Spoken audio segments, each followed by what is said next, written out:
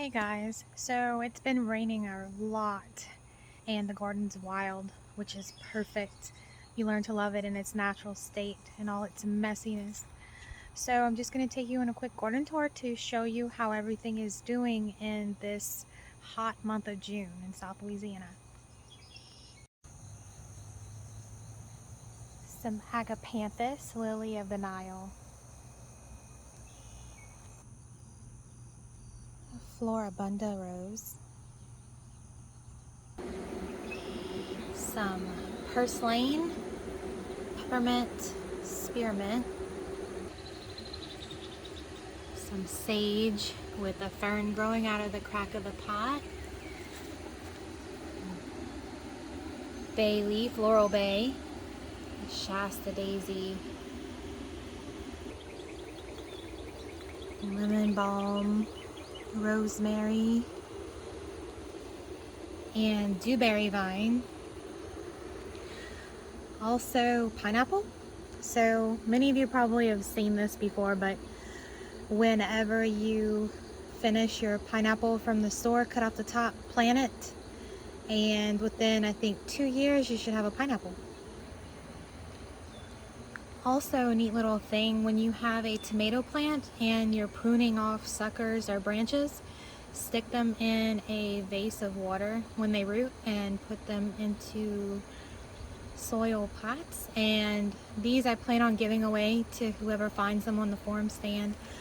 I am also starting some more sunflower seeds. I like to start them instead of just planting the seeds in the ground to make sure that I know where they are and that the birds aren't eating them. And Coreopsis is finishing up.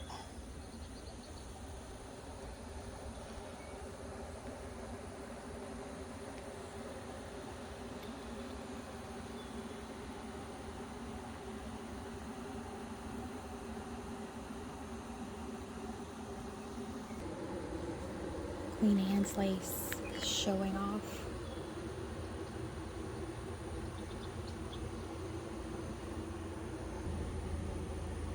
You can tell Queen Anne's lace from poison hemlock with the purple spot in the center. And the bee balm.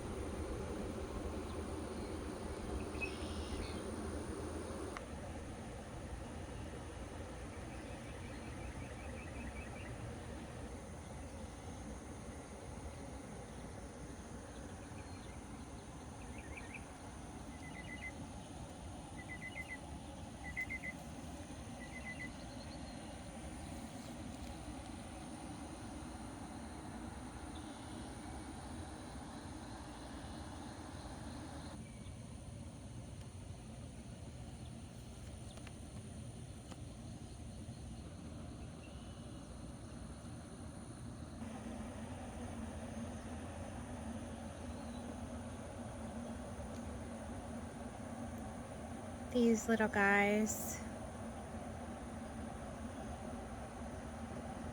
I can get it to focus, are known as assassin bugs, and they are incredibly good for your garden. They like to hide, they're shy, but their doppelganger, the leaf-footed bug, I believe, is really bad for your garden, but these take care of that issue. You hear some hungry pigs in the background. My mom's daylilies are starting to bloom. And this is some wild elderberry that's flowering, and it smells so good. So this was our old dog kennel just to keep the dogs safe while we were doing things inside. But we haven't used it in years, so we used it as a shed, and Hurricane Ida took that from us, so we decided to plant green beans, which in fact are ready to harvest. My son Wyatt wanted a garden this year, so he planted some Cherokee cherry tomatoes. Husky cherry red. And some of the milkweed and his Hello Bible kit's coming up. some cantaloupe, and he wanted a banana tree next to a Japan plum.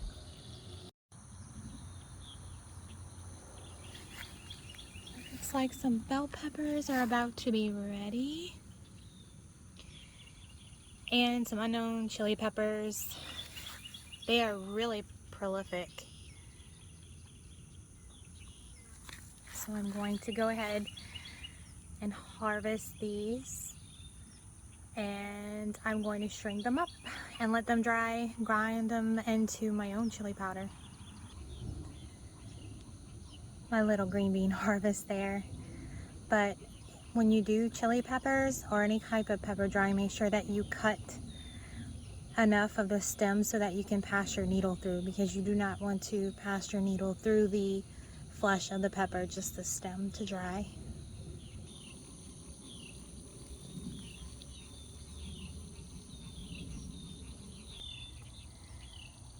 I need to actually figure out how I want to secure these tomatoes. They are indeterminate, which means that they're going to continue to grow, and determinate tomatoes stop at a certain height. So this is actually the natural way that tomatoes grow. They grow along the ground, and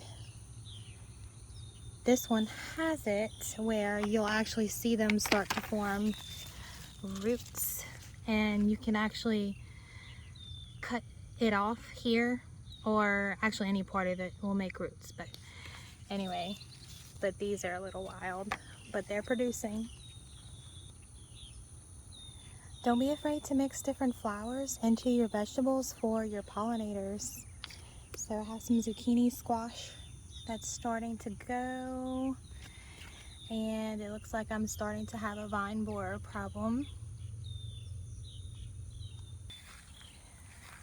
of which during the constant rain that we've had, if you have zucchini squash that suddenly wilts, chances are the vine borers got into your squash. So what I usually do when this happens is I will get some neem oil or Castile soap mixed with water and spray it, and I'll also prune as much as I can off, and staking these up and tying them upright will also help keep some of the pests away.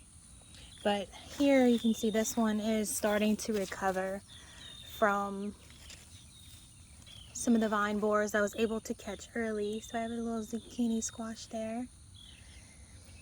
And right next to it I have some watermelon, some sugar baby. We were actually trying out a no-till method here, so we're just going to keep layering hay whenever this is done producing for the season.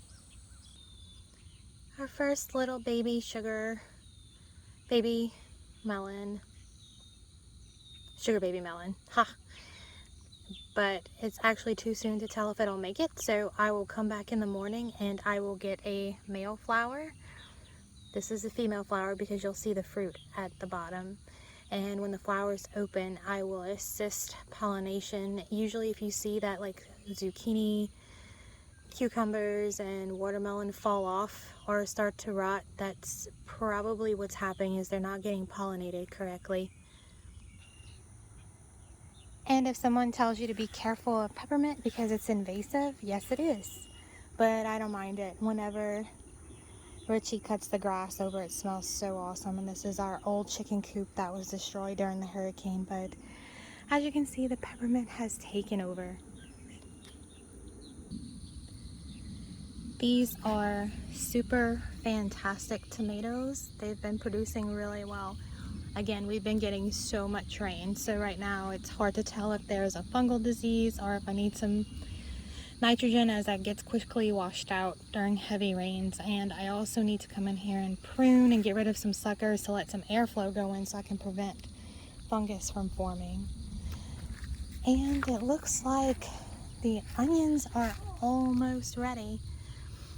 So when you start to see the bulb coming through the soil, they're just about ready. Plus the tops will start to dry and go limp, so that's another sign.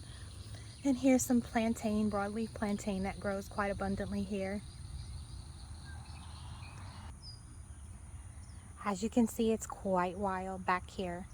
So we did do some rows, and we are cultivating to try to control weeds. With the rain, it's so hard to keep up. So we have some okra, some sweet corn, and I believe japonica corn that I got.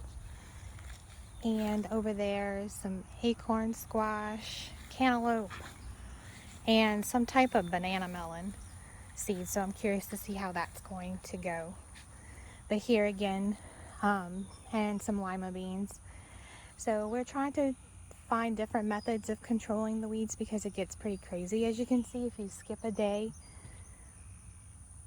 But we're going to try no-till. So far it's working pretty good, controlling a lot of the grass and different types of plants coming in. So I hope you guys enjoyed a little update from the garden. This is actually my favorite part, to have coffee.